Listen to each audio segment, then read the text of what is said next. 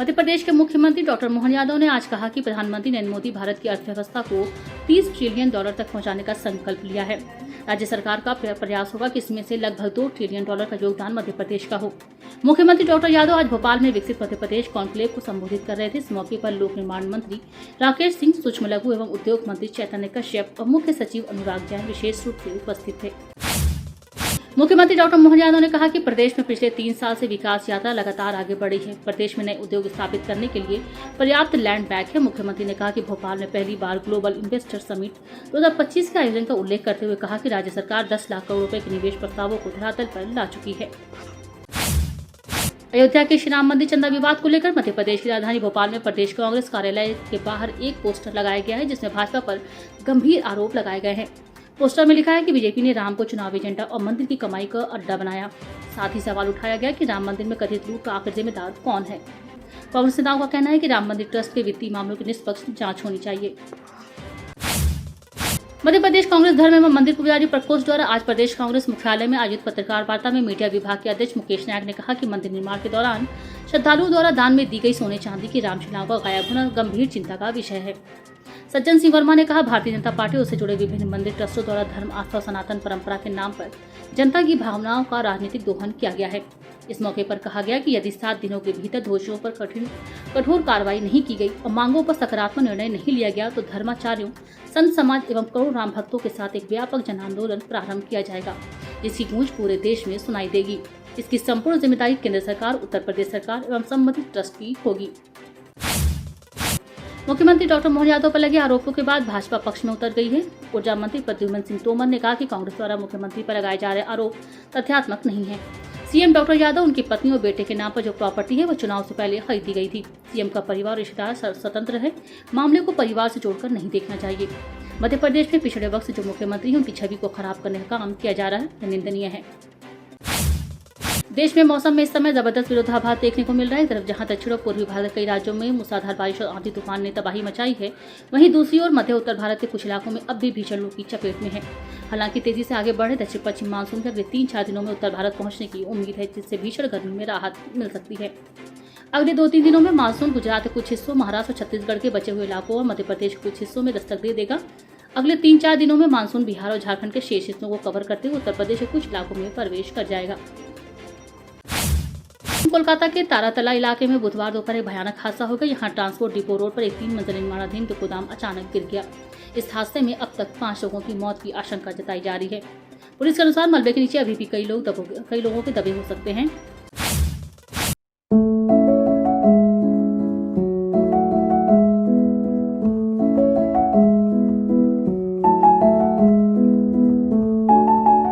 केंद्रीय गृह एवं सहकारिता मंत्री अमित शाह शुक्रवार को नई दिल्ली के विज्ञान भवन में नार्को कोऑर्डिनेशन सेंटर की 10वीं शीर्ष स्तरीय बैठक की अध्यक्षता करेंगे।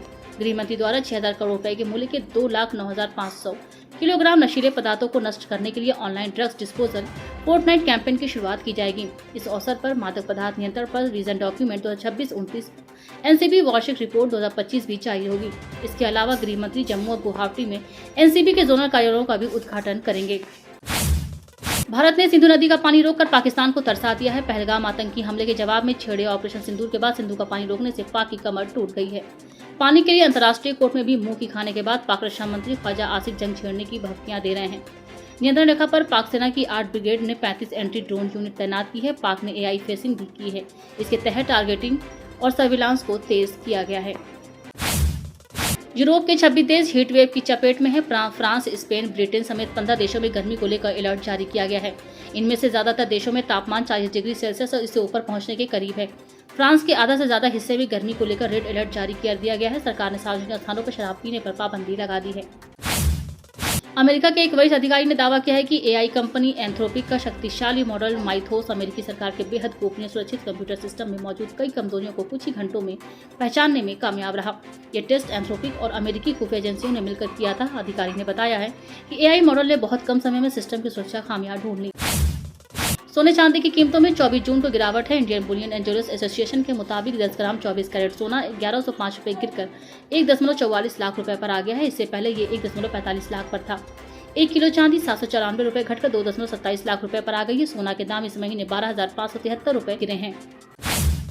दुनिया के पहले ट्रिलियनियर बनने के कुछ ही दिनों बाद ही इलॉन मस्क की नेटवर्थ में अब तक की रिकॉर्ड गिरावट आई है। उनकी रॉकेट कंपनी स्पेसएक्स के शेयरों में आई 16 की गिरावट की वजह से मस्क की नेटवर्थ सिर्फ एक हफ्ते में करीब $350 बिलियन यानी 33.13 लाख करोड़ रुपए कम हो गई है। फोर्ब्स के रियल टाइम बिलियनियर लिस्ट के मुताबिक स्पेसएक्स के शेयरों में आई गिरावट के बाद इलॉन मस्क की संपत्ति $1.45 ट्रिलियन से घटकर अब $1.1 ट्रिलियन यानी 104.15 लाख करोड़ पर आ गई है। पुर्तगाल के कप्तान क्रिस्टियानो रोनाल्डो लगातार 6 फुटबॉल वर्ल्ड कप में गोल करने वाले दुनिया के पहले खिलाड़ी बन गए हैं। उन्होंने मंगलवार रात को उज्बेकिस्तान के खिलाफ छठे मिनट में गोल करके ये उपलब्धि हासिल की। 41 साल के रोनाल्डो 2006, 2010, 2014, 2018 और 2022 के वर्ल्ड कप में भी गोल स्कोर कर चुके हैं। उन्होंने अर्जेंटीना के कप्तान लियोनेल मेसी को पीछे छोड़ा।